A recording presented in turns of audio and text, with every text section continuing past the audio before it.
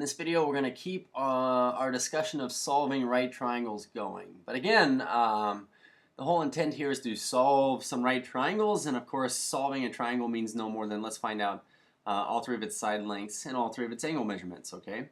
So it's basically a metric process here, but we say, okay, so in this case, let triangle ABC be a right triangle, okay, so we know it's a right triangle, with side length A is 2.73 units in length, okay, exactly I say, equals, okay, B is equal to 3.41 units in length. We're going to go ahead and assume that angle C equals 90 degrees. And see, that's nice, because even if we didn't know that, okay, we could necessarily conclude that angle C is the right angle. It typically is, okay, at least. So let's go ahead and set this up here. We say, okay, so this is capital C. We're going to go ahead and call this lowercase c up here, and we're going to say equals, with approximately equal to. But that's no matter. We say, okay, so side A is the shorter of these two sides over here. I'm going to go ahead and I'm actually going to place it over here. We say A, and we said A is 2.73 units in length. That looks like a comma. So 2.73 units in length. So therefore, I'm going to call this angle A down here, A. I'm going to call this capital B, and lowercase b we said is 3.41 units in length, okay?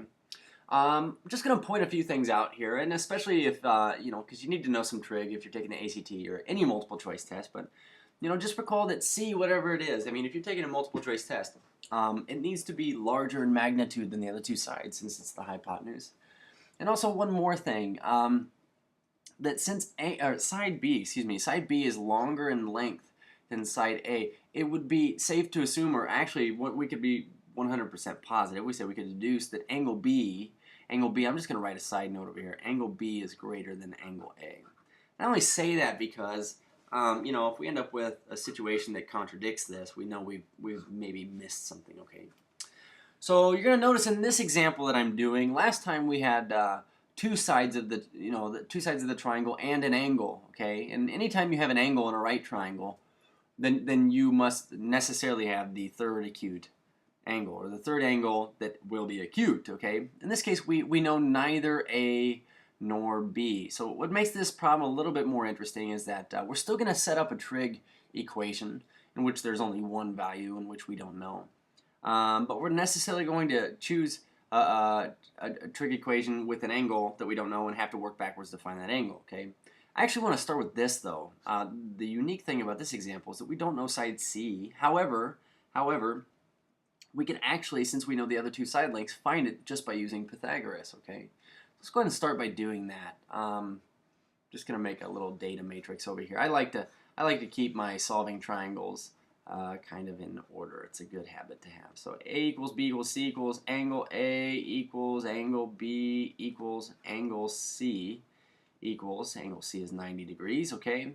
And then we said A is 2.73, B is 3.41, and let's get this party started. Okay, so we say Pythagoras, quantity squared equal to the third quantity squared, in which we don't know C, do not know it, but we know this is 2.73 and 3.41. It wouldn't matter which order we did that in, so let's go ahead and square these up here.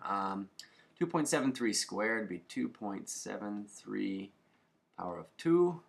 7.45, we're going to go with 3. Now recall we're going out to 3 decimal places here, but 7.453 is appropriate. 7.453-ish plus 3.41 squared, 3.41 power of 2.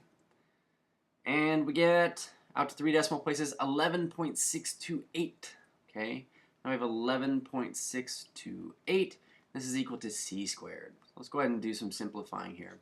11.628, so 11.628, 11.628 plus 7.453, 19.081. So 19.081 is C squared. And last but not least, oops, meant to hit that key. Go ahead and take the square root of that. So 19.081. 19.081. Notice a lot of calculator work here, okay? So 19.081, we want the square root of that. Oops. Possibly we should have hit that button first. 19.081. And we get, oh, 4 point something. There we go, 4.368. So we say C is approximately to 4.368. So two things we want to do immediately.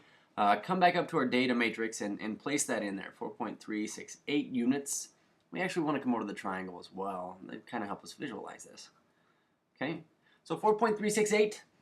Let's go ahead and start solving for some angles. Now, like in the last video, we're going to choose a trig function to relate a few things, well, hopefully just a few things, but sometimes many things that we know with only one thing we don't know, because it is possible to isolate one thing in an equation. So I'm going to start by discussing angle A here. Now, angle A, I would like to relate to two side lengths, and the way we do that is through our three trig functions, again, sine, cosine, and tangent. So possibly we want to relate A to, say, the side length A, which would be opposite it, and maybe just for fun we'll do tangent this time, and it's adjacent side. Okay, so we say opposite over adjacent would be tangent. So let's go ahead and write this equation. We say tangent of angle A would be equal to opposite, which is 2.73 units in length, over its adjacent side, which happens to be 3.41 units in length. Okay, so now we know tangent of A is equal to this ratio right here, but recall that we're looking for this value of A. So we're going to have to undo the tangent. And of course, the way we undo tangent is we're going to be using what we call tangent inverse, okay? Let's go ahead and take the tangent inverse of both sides. We just simply write that like this. We say tangent to the negative first power. We read that as tangent inverse of tangent of A. And the thing is, these two would cancel. We'd have A or just angle A. And so we need to take the tangent inverse of this side as well, and that doesn't look very pretty, so we're going to clean this up a little bit. Starting with, let's go ahead and take 2.73 divided by 3.41 and get a decimal. So we say 2.73 divided by 3.41. And we get 0.80, we'll call this 1 here. We'll round it up because of the 5. 0.801. So we say this is equal to tangent inverse of 0. We had 801. That's right, 801. So now all we need to do is get the calculator back out and evaluate this for tangent inverse of 0.801. So now we have A is approximately equal to, we have tangent inverse. You notice my calculator says A tan, okay? That stands for arc tangent. That's just another way to say tangent inverse, arc tangent, or arc cosine, or arc sine. But we say arc tangent, or tangent inverse of, in this case, 0.801. And we get this. Well, we get a by now prompt, but we also get 38.69, we'll call it 38.695. Okay, so now let's 38.695. Now I want to point this out. We were looking for capital A, and capital A is an angle. We'll write this down in just a minute, but since it's an angle, you need to recall that, you know, and I know I'm picky. I would give students some grief, you know, at least take some credit away. I mean, if you're not writing angle on there, because that's a fundamental lack of realization of what we're finding. But we say, okay, so 38.695. We'll go back up here. We say angle A is 38.695 degrees.